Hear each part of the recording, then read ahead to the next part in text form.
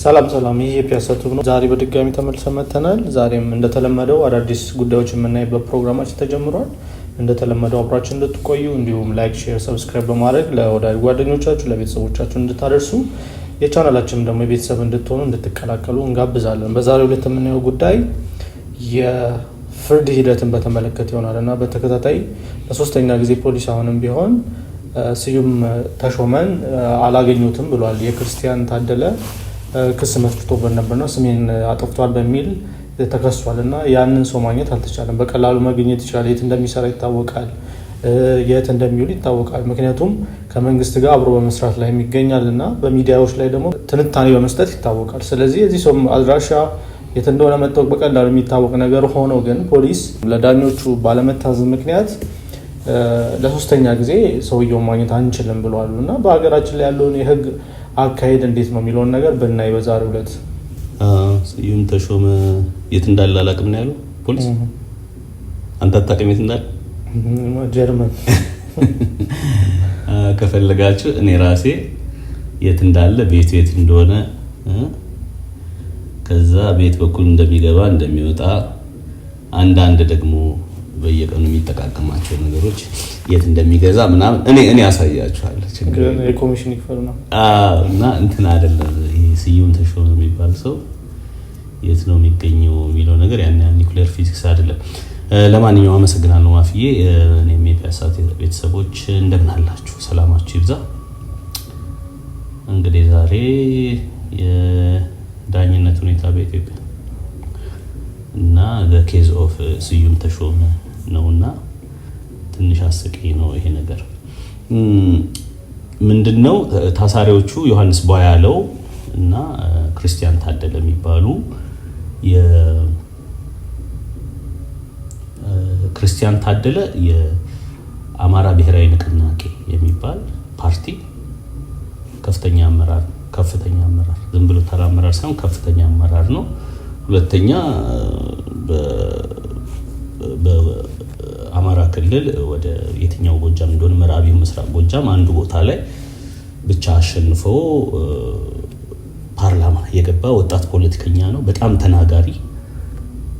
ከዛ ውጪ ካሉ የፓርላማ ውስጥ ካሉ ቋሚ ኮሚቴዎች የአንደኛው ሰብሳቢ ሆኖ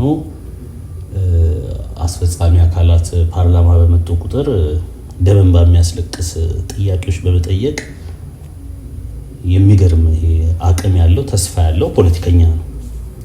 አሁን አንተ የምለው ክርስቲያንን ለእድሜው ነው እንጂ እንደ ስልጣኑ የተከበሩ አቶ ክርስቲያን ታደለ ነው። ግን እድሜው ይሄ አፍላነቱ በጣም ስለሚያስደንቀኝ ነው አንተ የምለውና ጎበዝ ሰው ነው። ግን ይሄው እንደ ቀልድ ከአመት በላይ ተበልቶ ቀረ፣ ታስሮ ቀረ። አንዴ ፓርላማ አባል። ሁለተኛው ዮሐንስ ቧያለው ነው። ዮሐንስ ቧያለው ድሮ በአዴን ይባል የነበረው ፓርቲ ውስጥ የኢህአዴግ አንድ አባል ድርጅት ከፍተኛ አመራር ነበረ። በኋላ አዴፓ ሲባል ራሱ የጽህፈት ቤቱ ኃላፊ ነበረ። ከዛ በኋላ የብልጽግና የሚባለው ፓርቲ ሲመሰረትም ከፍተኛ አመራር የሚባል የነበረ ሰው ነበር። ከዛ የአማራ ክልል የእንትኑ ተመራጭ ነው፣ የምክር ቤቱ ተመራጭ ነው። ሲሾሙትም ነበር ራሳቸው የምክትል ርዕሰ መስተዳድር ማዕረግ የሆነ ከባድ ስልጣን ነበረው። ኢቭን ወደ ፌደራል አምጥተውት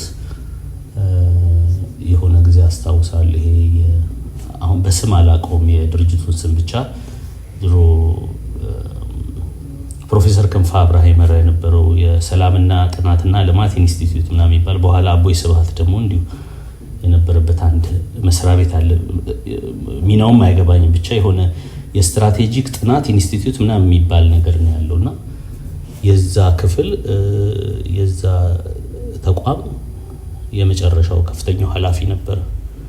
ከዛ መልሰው ይሄ መለስ ዜናዊ ፋውንዴሽን ነው እና አካዳሚ የሚባለው አሁን የልህቀት አካዳሚ ተብሎ ዛዲግ አብራዝም ብሎ የሚደበርበት አንድ መስሪያ ቤት አለና እሱን እንዲመራ ተሰጥቶት ነበር። አልፈልግም ማለት እና ዝም ብሎ ተራ ሰው ሳይሆን ይሄ የለውጡ ኃይል ቲም ለማ ምናምን ይባል የነበረው ውስጥ ቁልፍ ሚና የነበረው ሰው ነበር ዮሐንስ ቧያለው። እነዚህ ሁለት ሰዎች ናቸው ይሄ ፖለቲካው እየተበላሸ ሲመጣ ከ ከአማራ ብሔረተኝነት ጋር ይሄ ማዕከላዊ መንግስት በጣም እየተላተመ ሲመጣ ከውስጥ ሆነው ኖ ሲሉ ከነበሩ ሰዎች አንዱ ነው ዮሐንስ ቧያለው። አብንም ደግሞ የአብን ፊት መሪ አሁን እስካሁንም ዶክተር ደሳለኝ አለ ያልታሰረ የሆነ ጊዜ ታፍኖ ተፈቷል። ይሄንኛው ልጅ ደግሞ ክርስቲያን ታደለ በደንብ ይሄ የአማራ ህዝብ በደል፣ የአማራ ህዝብ ጭቆና፣ የአማራ ህዝብ መርገፍ እንደቅጠል በአጠቃላይ የሚሉ ነገሮችን ባገኘው አጋጣሚ በፓርላማ በጣም ሰፊ ተከታይ ያለው የሶሻል የማህበራዊ ሚዲያ ገጾች አሉት። በዛም ላይ በመጻፍ ይታወቅ ነበር። እንደ ቀልድ አፈኑት። 6-7 ወር የገባበት አይታወቅም ነበር። መጨረሻ ላይ ወደ ፍርድ ቤት ሲያመጧቸው ፍርድ ቤት ላይ ከዓመት በፊት የተናገሩት ንግግር ቀላል አልነበረም እና እነዚህ ሁለት እስረኞችን በተመለከተ ነው እነዚህ ሰዎች ለፍርድ ቤቱ ይሄ ስዩም ተሾመ የሚባል የመንግስት አክቲቪስት ይቅረብልን፣ ምክንያቱም ችሎቱ እዚህ እየታየ ባለበት ሁኔታ እሱ ግን ሚዲያ ከፍቶ በሚዲያ ኦሬዲ ከፈረደብን ቆይቷል፣ ስማችንን እያጠፋ ነው ብለው ለፍርድ ቤቱ አቅርበው ፍርድ ቤት ይቅረብ ሲባል ፖሊስ ያለበትን ቦታ አላውቅም ያለው እና እሱ በጣም አስቂ ነው። እና እንደውም ክርስቲያን ታደለ የሆነ ጊዜ እኔን አንድ አፍታ በፖሊስ አጅባችሁ ፍቱኝና የት ጋር እንዳለን ያሳያችኋለሁ ሁሉ ብሏል። ከቤት ምን ሀገር ጠፍቶ ነው ምንድነው መኖሪያ አድራሻው አይታወቅም ማለት ኤቭሪዴይ ምን የሚባል አንድ የዩቲዩብ ሚዲያ ያለው በየቀኑ ይወጣ ፕሮግራም ይሰራል። የት እንደሚሰራው እና በቃ ይሄ የሚያሳየው ምንድነው በነገራችን ላይ ህግ አስፈጻሚ ሆነ ተቀምጠ ህግን ከናቀው ጉዳቱ ላንተ አሁን ለመንግስት በጣም የሚያስቀኝ ወይዘሮ ኸይሪያ ኢብራሂም የሚባሉ የቀድሞ የፌዴሬሽን ምክር ቤት አባል በቀደም አንድ ሚዲያ ላይ ምናምን መሰለና እኛ ተበቃ ትልቁ ስህተት ከሰራ ነው ስህተት ህጉን ስናወጣው ስልጣን ላይ እስከ ቆየን ድረስ ያሰራናል በሚል ነበር። እሱ ነው ትልቁ ስህተት። የቀድሞ ገዢዎች የነበረው ስህተት ምንድነው? ስልጣን ላይ እስካሉ ድረስ የሚያሰራ ህግ ነበር ሲያወጡና ሲከተሉ የነበር። ግን እንደ አገር ገዢ መሆን ያለበት ስልጣን ላይ እስካለ ድረስ የሚያሰራህን ህግ ብቻ አይደለም፣ ከወረድክ በኋላም አንተን ፕሮቴክት የሚያደርግ ህግ ነው ማውጣት ያለበት። ስለዚህ ስልጣን ላይ ሲሆኑ እንዲጨቁኑበት አድርገው የሰሩት ህግ ልክ ሲወርዱ የነሱ መጨቆኛ፣ መሳደጃ፣ መባረሪያ ሆነ ማለት ነው። ስለዚህ ዛሬ እንደፈለክ የምትሆንበት ስርዓት ነገ ያንተ መሳደጃ ይሆናል እና ህግን ደግሞ ራስ አቢዩዝ ህግን እንድትጠብቅ ተብለ ስልጣን ይዘ ህግን አንተ ስትዘባበትበት ነገ ስለአንተ ብሎ ቢጮህልህ ማንም ሰው አይደለም። ገበላይነት ኢትዮጵያ ላይ የለም ማለት ነው። የለም እንዴት ካላከበር የለም። እኔ ማን ነው ይሄን የነ ጆኒና የክሪስን ክስ በተመለከተ ህግ የለም ያልኩት ይሄ ስዩም ተሾመ የሚባል አንድ ስርዓት የሌለው ሰው ያለበት ቦታ አላውቅም ያለ ጊዜ አይደለም። እነዚህ ሰዎች ሲታሰሩ እኮ ክርስቲያን ታደለ የህዝብ ተወካዮች ምክር ቤት አባል እኮ፣ ጆኒ ቧያለው እኮ የአማራ ክልል ምክር ቤት አባል እኮ። የምክር ቤት አባልን እኮ ዝንቡን እሺ ማለት አትችልም ያለ መከሰት መብቱን ሳታነሳ። እነዚህ ሰዎች ታሰረው የገቡበት ሲጠፋ እኮ 6-7 ወር እኮ አንዱን ፕሮሲጀር አሁን ያልኩ ፕሮሲጀር ያለ መከሰስ መብት መጀመሪያ እናንሳ ምናምን የሚባል ነገር እኮ አልሆነም። ሲመጡ እኮ እነዚህ ሰዎች እንጨት በቃ ስንጥር አክለው ነው የመጡት። የደረሰባቸውን መከራ ፍርድ ቤት ቆመው ሲናገሩ ተቀብቶ የወጣውን ድምጽ ስትሰማ በቃ ከዛ በኋላ እኮ ተስፋ ትቆርጣለህ። የአገር የጥቁር ናዚዎች እንጂ የህግ አክባሪዎች በህግ የበላይነት የሚያምኑ ሰዎች የሚገዙት ሀገር እንዳልሆነ እኮ ያኔ ይገባል። በቃ ጥቁር ናዚ ነው እዚህ ሀገር ላይ ያለው እና ቀልድ ነው በጣም። እና ያን የሆነው እንግዲህ አሁንም ፍለጋውን ቀጥላለሁ ይዘህና ያለበለዚያ ለኛ ድፍረት ነው። ይህ ሰው ሚዲያ ከፍቶ ነው ያለው። እንግዲህ ፍርድ ቤቱ እንደሰማው ዳኞች ራሱ ማይከበሩበት ጊዜ ደረሰ። ማንከበሩበት ከሆነ ወይ ስራችን እንለቃለን እስከማለት ነው ድረስ። ፕሮቴክሽንም የላቸው ማለት ነው። የላቸውም። አንተ እኮ ራሱን እንኳን የማይቆጣጠር ሰው ነው። አሁን ይሄ ሰው ከትናንት እስካሁን ነው ማቀው። ትናንት ተቋሚ ነኝ ሲል ከነበረበት ጊዜ ጀምሮ ያኔ ወጣት በእድሜው ፊቱን ገጽታውም ደህና የነበረ ገባ ካሉት 50 ዩኒቨርሲቲዎች አንድ ውስጥ የሚያስተምር በጣም ታታሪ ጸሐፊ ምናምን ሆኖ የቀድሞ መንግስትን ሲታገል የሚታወቀው በስተመጨረሻም እስር ቤት ከተውት ነበር። ከወጣ በኋላ እንደምታውቀው ሰው አንተ ሞገሱ ሲገፍፍ መልኩ የሚያስፈራ አንደበቱ ያልተገራ ለማንም የማይመለስ ቢያውቁበት ልቦና ያለው ሰው የለም እንጂ ስልጣን ላይ እሱ እያንዳንዱ የሚናገረው ነገር ስርዓቱንም ነጥብ የሚያስጥል ገባ። እንዴት ብለህ ተጣጣፋለህ? ትናንትና የ80 ጋብቻ ነው የኢትዮጵያና የኤርትራ ብለህ አውድሰህ ዛሬ ሻዕቢያ ወሮ በላ ነው ምናምን ስትል እንዴ ትናንት ምን ብለህ ነበር የማይባል ጌታቸው ረዳን ልክ የመልስ ምት በሚመስል መልኩ ጌታቸው ለተናገረው ብሎ ያን ሁሉ ክፉ ይናገር የነበረ ኢቭን ደጋግሞ ጌታቸው ሞቷል ይል የነበረው ማን ነው ደብረጽዮን ሞቷል ይል የነበረው ሰውዬ ነው። ከፕሪቶሪያ በኋላ ደግሞ በቃ ማለት የሆነ የጌታቸውና የአብይ ጋብቻ መልሶ ደግሞ የቁርባን ጋብቻ ነው። እንዴት ነው ትናንት ምን ብለህ ነበር ዛሬ ምን ብለህ ነበር የማይባል ለማንም የማይመለስ በቃ ይሄ ባለቤቷን ጌታዋን የተማመነች በግ ላቷን ውጭ ታሳድራለች አይነት ምንም ያልተገራ ሰው ነው። እንግዲህ እሱ ነው እንግዲህ ፍርድ ቤት ውስጥ ያየ ነው።